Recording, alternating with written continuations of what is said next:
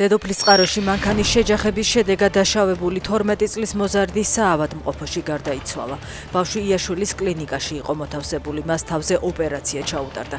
შემთხვევა 3 ივლისს მოხდა. ორი მოზარდის ქროლით გადაადგილდებოდა, როდესაც მათ მანქანა შეეჯახა. გავრცელებული ინფორმაციით საჭეს სასაზღვრო პოლიციის თანამშრომელი მართავდა. კონსტანტინოვკას სრულად უკრაინა აკონტროლებს, ასე პასუხობენ უკრაინელი სამხედროები კრემლის პროპაგანდას. ჯარისკაცები ამავე ქალაქიდან ვიდეოს ავრცელებენ და ამბობენ, რომ წარმატებით ანადგურებენ მტრის ჯგუფებს, რომლებიც იქ შეღწევას ცდილობენ. 2 დღის წინ რუსეთის გენშტაბის უფროსმა გერასიმოვმა პუტინს მოახსენა, რომ დონეცკის ოლქის ეს დასახლება სრულად დაიკავეს. ინფორმაციას ოფიციალური კიევი არ ადასტურებს.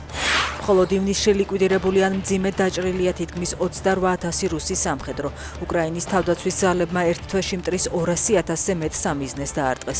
დამყარდა რეკორდებიც, განადგურდა საარტილერიო სისტემების ყველაზე დიდი რაოდენობა და 49,000-ზე მეტი დრონი. გასული თვის მონაცემები უკრაინის თავდაცვის მინისტრმა შეაჯამა.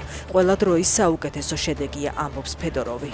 რუსეთის წყნარი ოკეანის ფლოტი ჩინეთში ჩავიდა. რუსი და ჩინელი სამხედროები ყვითელ ზღვაში ერთობლივ წვრთნებს იწყებენ.